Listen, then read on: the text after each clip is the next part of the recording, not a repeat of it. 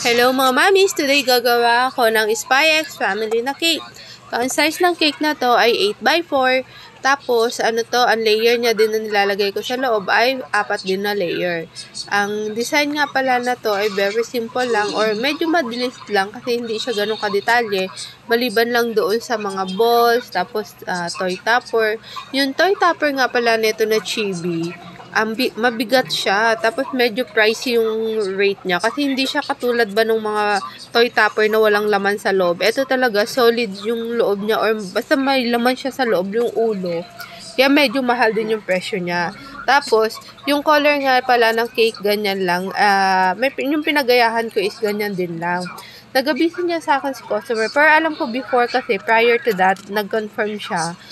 Nag-inquire na siya, tapos nag-follow up siya nung Saturday. Maglo-long holiday. Kaya minadali ko siya na i-finalize kaagad yung cake. Kasi nga, kailangan ko makabili nung chibi na topper. Medyo mahal yun siya. Buti nga nag-confirm kaagad si customer Kasi nga, kapag kapag daan yung long holiday niyan at hindi ko pa nakabili, lagot ako niyan. Mahirapan ako maghagilap ng chibi na ganun.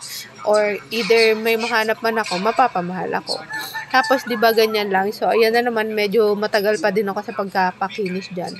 Tapos, nagbigay ako ng option dyan kay customer. Either, yung toy topper talaga siya or hindi yung printed topper. Kaya lang, mas gusto niya kasi yung medyo maganda tignan or yung mas maganda tignan. Kaya nag-decide siya na yung toy topper na lang siya kahit na mas mahal.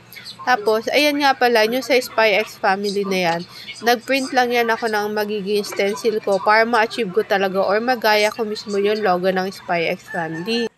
Yung drip na yan na nakikita nyo sa gilid ng pink, hindi ko talaga nilahat yan.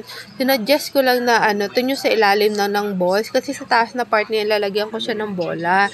Pero yung sa inspo, wala talaga yan siyang drip. Kumbaga, nagsuggest lang ako kay customer para kahit paano makapag-decide siya na ako i-go niya or what.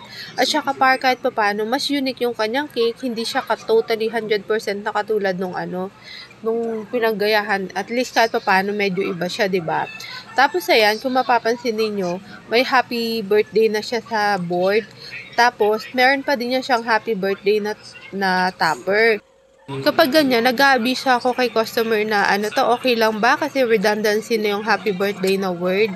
Nag-okay naman sila, then okay lang din sa akin. Pero kapag minsan ganyan na like happy birthday topper, ina-advise ko either customize na lang yung topper mismo na word na happy birthday na dedication, yun mismo yung isasalpak, tapos para hindi siya paulit-ulit na happy birthday. Kaya lang, syempre masunod din tayo kung ano yung sinabi ni customer, ipo-follow natin. Pero kapag nakita ko na redundancy yung yung word or dedication, nag-a-advise siya na ako na kung uulitin ba or i-customize na lang.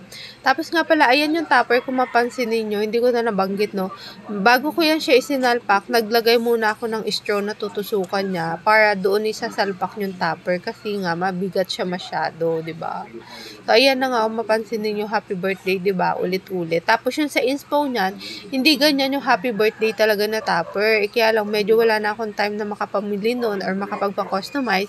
Kaya, ayan na lang kulay black na happy birthday yung nilagay ko. Feeling ko naman, mas bumagay siya dyan sa design. 'Di ba? Kasi black yun sa ilalim. Feeling ko naman okay naman siya. Tapos, yan, yung dineliver ko, tinanggal ko pa din yan yung topper kasi nga, delikado yan siya sa biyahe kaya sobrang bigat talaga yan. Kung mapapansin nyo nga, lumubog yung paa ng lalaki na topper kasi ang bigat talaga ng ulo nila as in. So, ayan, medyo mahal din yung presyo ng topper na yan as in.